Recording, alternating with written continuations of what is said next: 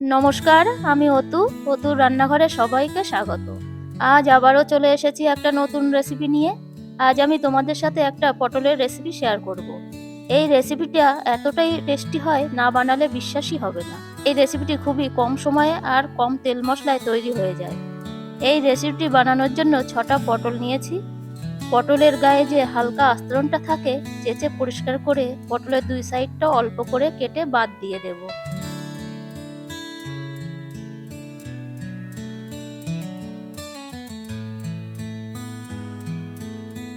এবার একটা ছুরি দিয়ে পটলটা লম্বা করে চিড়ে নেব। তাতে করে পটলের ভেতর থেকে বীজগুলো আমরা খুব সহজে বের করে নিতে পারবো। দেখো বন্ধুরা, ঠিক এরকম করে পটল কেটে নিতে হবে।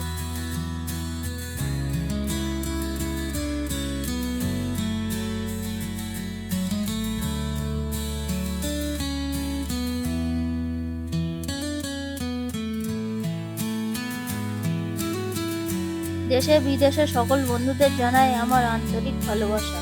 তোমাদের সুন্দর সুন্দর কমেন্টগুলো পড়তে আমার ভীষণই ভালো লাগে। তোমাদের কমেন্ট আর একটা লাইক আমাকে অনেক বেশি উৎসাহিত করে নতুন নতুন রেসিপি বানাতে।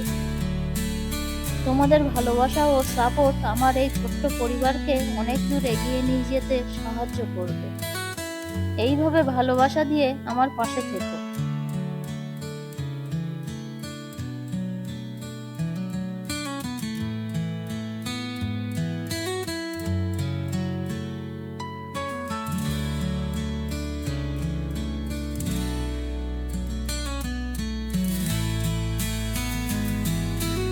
পটল ধুয়ে পরিষ্কার করে নিয়ে এসেছি। এবার একটা চামচের সাহায্যে পটলের ভেতর থেকে বীজগুলো বের করে নেব।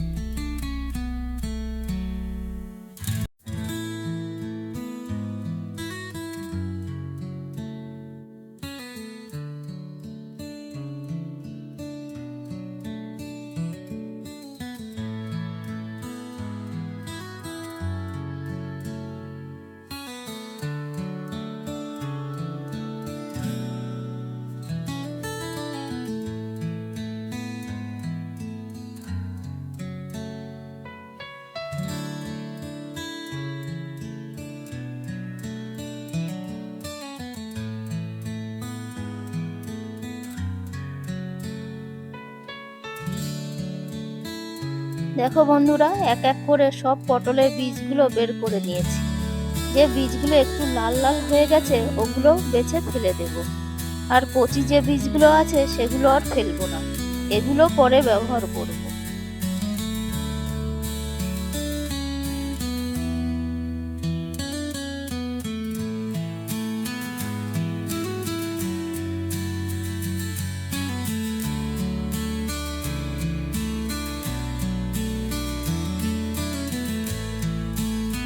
এখানে 1 ইঞ্চির মতো আদা টুকরো করে কেটে নিলাম।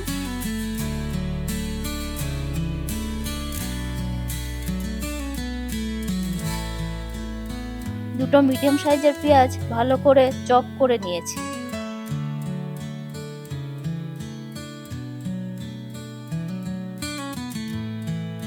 বন্ধুরা, ভিডিওটি কোথায় স্কিপ না করে পুরো ভিডিওটি দেখার অনুরোধ রইল। আশা করি এই রেসিপিটা তোমাদের ভীষণই ভালো লাগবে। আর যদি ভালো লেগে থাকে তাহলে বন্ধু বান্ধব এবং আত্মীয় স্বজনদের মাঝে শেয়ার করে দিও।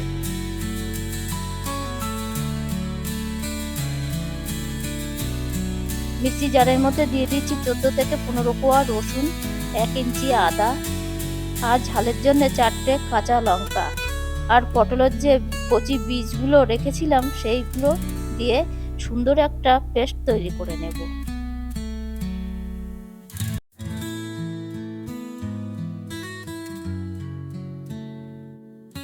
এদিকে একটা কড়াই গরম করে নিয়েছি। দিয়ে দিচ্ছি 1 টেবিল চামচ বেসন। বেসন 30 থেকে 40 সেকেন্ডের মতো একটু ভেজে নেব।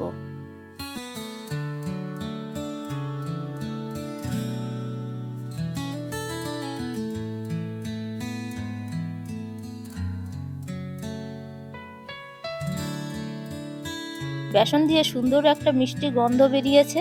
এবার একটা বাটিতে ঢেলে নেব।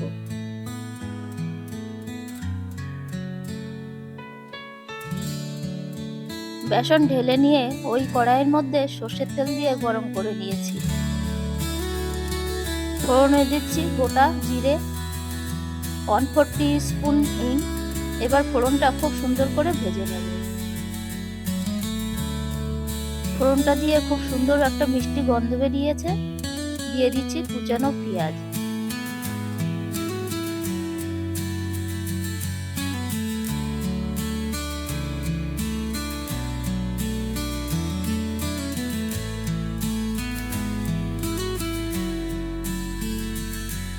পেঁয়াজ খুব সুন্দর করে ভেজে নিয়েছি। বেশ লালচে একটা কালার চলে এসেছে। দিয়ে দেব আগের থেকে ভেজে রাখা বেসন। বেসন দেওয়ার পরে আবারও একটু নাড়াচাড়া করে ভেজে নিতে হবে।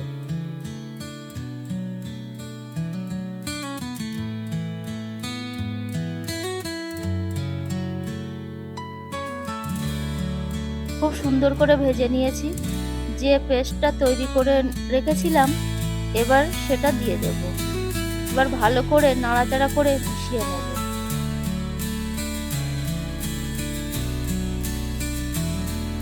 ভালো করে মিশিয়ে নিয়েছি। এবার কিছু রেগুলার মশলা অ্যাড করে দেব। দিয়ে দিচ্ছি স্বাদ মতো লবণ, 1/2 চা চামচ হলুদ গুঁড়ো, 1/2 চা চামচ কাশ্মীরি লাল লঙ্কার গুঁড়ো, 1 চা চামচ ধনে গুঁড়ো, 1/2 চা চামচ গরম মশলার গুঁড়ো। এবার গ্যাসের ফ্লেমটা লো টু মিডিয়ামে রেখে মশলা ভালো করে কষিয়ে নিতে হবে।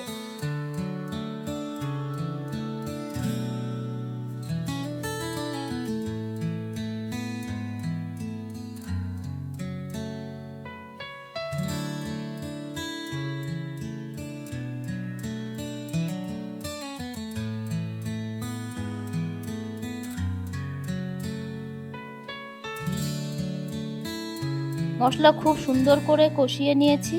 এবার দিয়ে দেব 1/2 চা চামচ চিনি, 1 চা চামচ আমচুর পাউডার।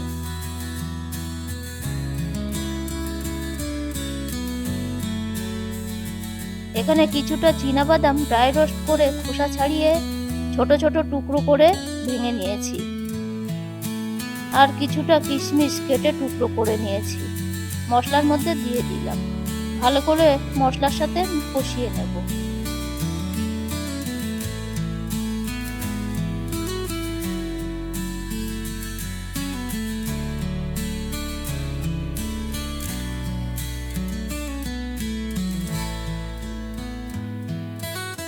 মশলাটা আমার রেডি হয়ে গেছে। একটা প্লেটে তুলে নেব। মশলা ঠান্ডা করে নিয়ে ফিরে এলাম। যে পুরটা আমরা বানিয়েছিলাম এবার পটলের ভিতরে ভরে দেব। বন্ধুরা, তোমরা দেখেই বুঝতে পারছো আমি পটলের কি রেসিপি বানাতে চলেছি।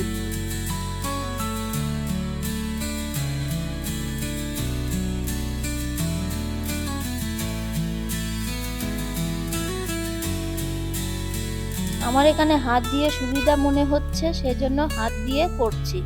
তোমরা তোমাদের সুবিধা মতো করে নিতে পারো।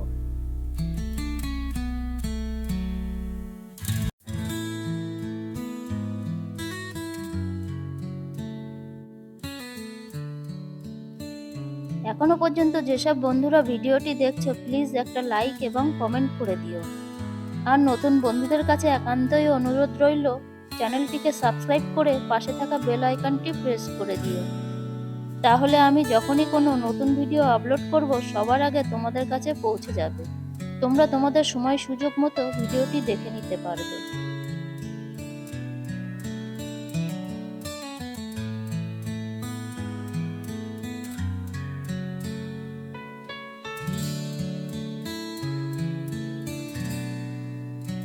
এক এক করে সব পটলের মধ্যে মশলা ভরে নিয়েছি।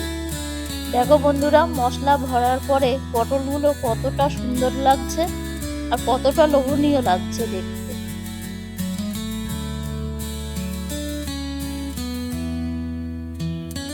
কড়াইতে সর্ষের তেল দিয়ে ভালো করে গরম করে নিয়েছি।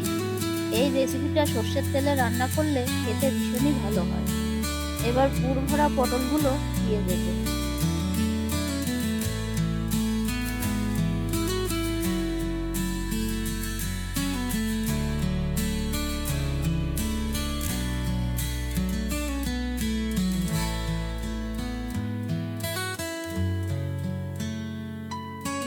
লো টু মিডিয়াম রেখে ঢাকা দিয়ে 2 থেকে 3 মিনিট রান্না হতে দেব। 2-3 মিনিট পরে ঢাকা তুলে পটলগুলো উল্টে দেব। এরকম ঢাকা দিয়ে দিয়ে পটলগুলো ভালো করে ভেজে নিতে হবে।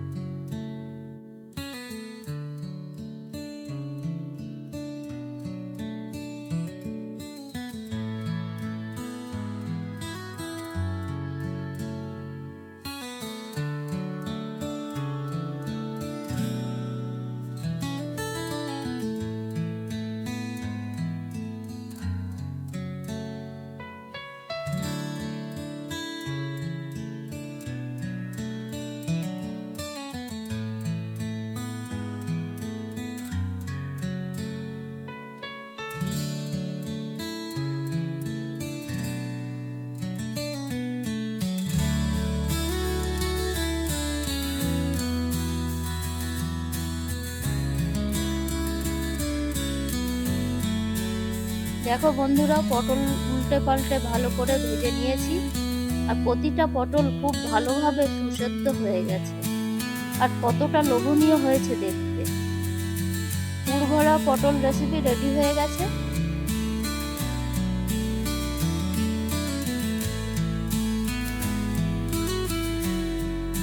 আমার রেসিপিটি যদি তোমাদের ভালো লেগে থাকে তাহলে লাইক, কমেন্ট এবং সাবস্ক্রাইব করে আমার পাশে থেকো। সবাই ভালো থেকো, সুস্থ থেকো। নমস্কার।